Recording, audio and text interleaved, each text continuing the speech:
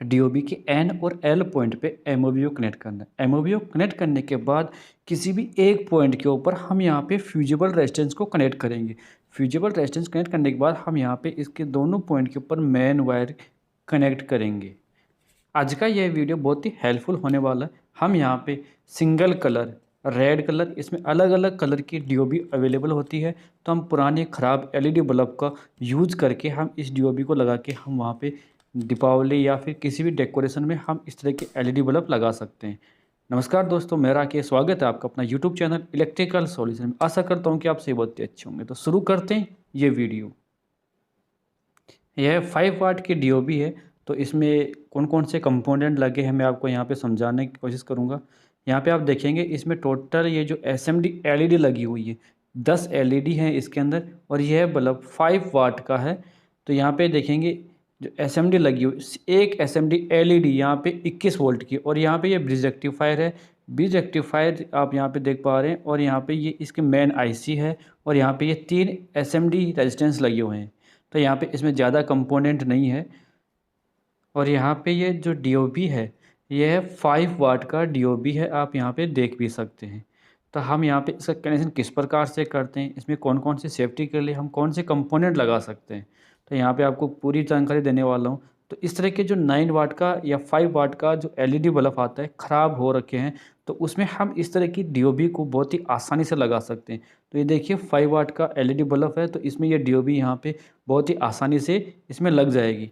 तो हम यहाँ पे ये बल्ब सही है, तो मैं यहाँ पे दूसरे बल्ब का यूज़ कर रहा हूँ जो बिल्कुल कि ख़राब है, जिसका सर्किट भी ख़राब है और एमसीपीसी भी।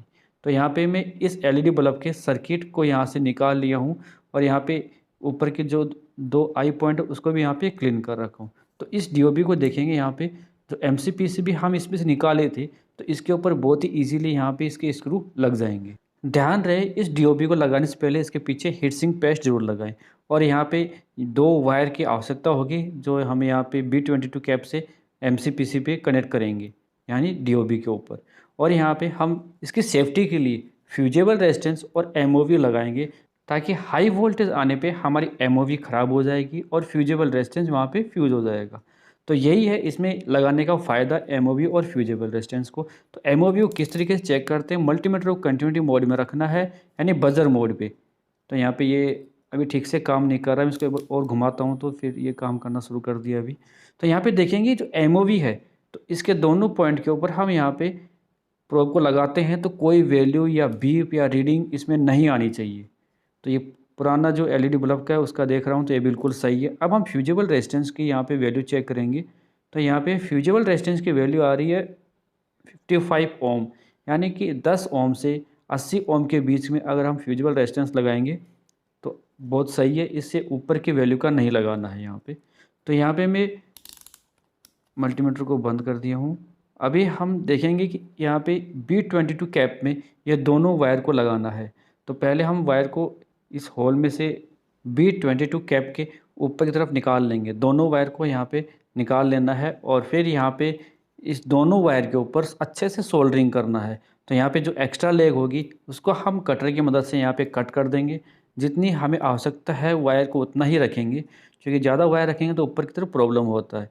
तो यहाँ पे कट करने के बाद दोनों को अच्छे से बेंड कर देना है, ताकि इसके ऊपर यहाँ पे अच्छे तरीके से सोल्डरिंग हो सके।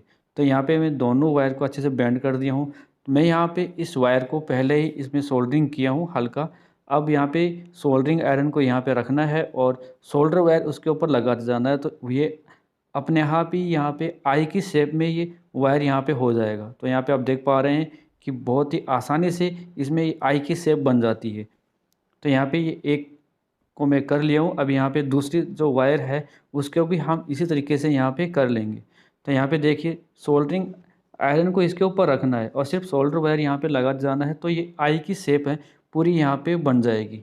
तो यहाँ पे आप देख पा रहे हैं कि बहुत ही आसानी से इसके ऊपर यहाँ पे सोल्डरिंग हो चुकी है। थोड़ा सा पॉइंट बचा हुआ है, इसके ऊपर भी मैं यहाँ पे अच्छे से सोल्डरिंग कर दिया हूँ अब। तो यहाँ पे आप देख पा रहे हैं कि अभी यहाँ पे B22 कैप पे हमारी वायर सोल्डर हो चुका है। अब हम यहाँ पे ये जो डीओबी है इसको कनेक्ट करेंगे। तो डीओबी को लगाने से पहले हीट सिंक पेस्ट लगाएंगे इसमें। तो मैं यहाँ पे इस डीओबी के पीछे अच्छे से हीट सिंक पेस्ट लगा ली हूँ। तो हीट सिंक पेस्ट लगाने के बाद ही इसे लगाना है ताकि इसकी लाइफ अच्छी रहे। हीट सिंक पेस्ट जो मैं यूज़ कर रहा हूँ वो आपके सामने है, ये हीट सिंक पेस्ट मैं लगाया हूँ, या फिर इसमें सिलिकॉन का हीट सिंक पेस्ट आता है वो भी लगा सकते हैं। तो यहाँ पे अब दोनों पॉइंट के ऊपर यहाँ पे स्क्रू को अच्छे से फिक्स कर देना है।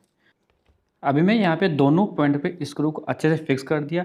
अब मैं सीरीज़ का जो ये चिमटी बना हुआ इससे इस डीओबी को ग्लो करके दिखा रहा हूँ कि ग्लो हो रहा है कि नहीं हो रहा है। तो यहाँ पे देखेंगे कि जैसे ही मैं इस चिमटी को यहाँ पे लगाऊंगा तो हमारी डीओबी ग्लो हो रही है। अब हम यहाँ पे फ्यूजिबल रेजिस्टेंस और एमओवी लगाएंगे। मैं यहाँ पे इसे इसलिए ग्लो किया हूँ, अगर हम एमओवी और फ्यूजिबल रेजिस्टेंस न लगाएं तो इसके ऊपर दोनों मेन वायर लगा देंगे, तब भी हमारी ये डीओबी यहाँ पे ग्लो करेगी।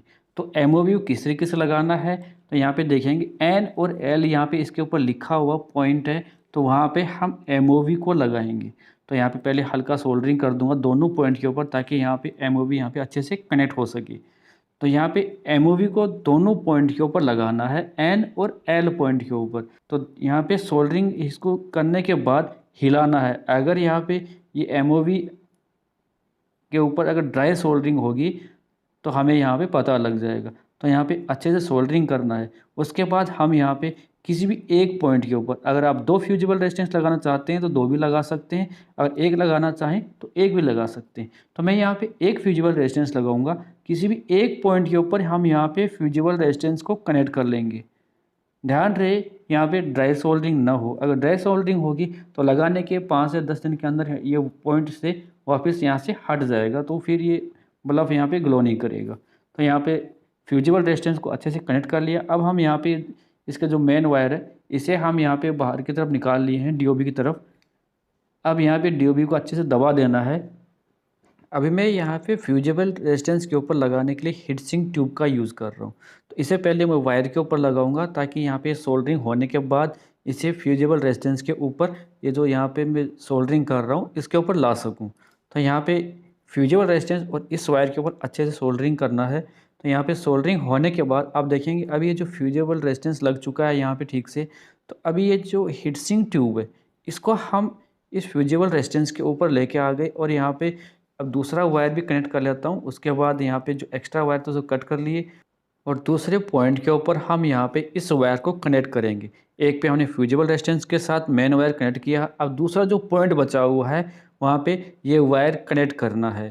तो यहाँ पे इस वायर को मैं यहाँ पे कनेक्ट कर दिया हूँ। अभी जो एक्स्ट्रा वायर बचे हुए हैं बाहर की तरफ इसे हम अंदर कर देंगे, और ये जो फ्यूजिबल रेजिस्टेंस के ऊपर हीट सिंक ट्यूब लगाया है इसके ऊपर अगर आप चाहें तो इसको हीट दे सकते हैं या फिर ऐसे भी इसको रख सकते हैं।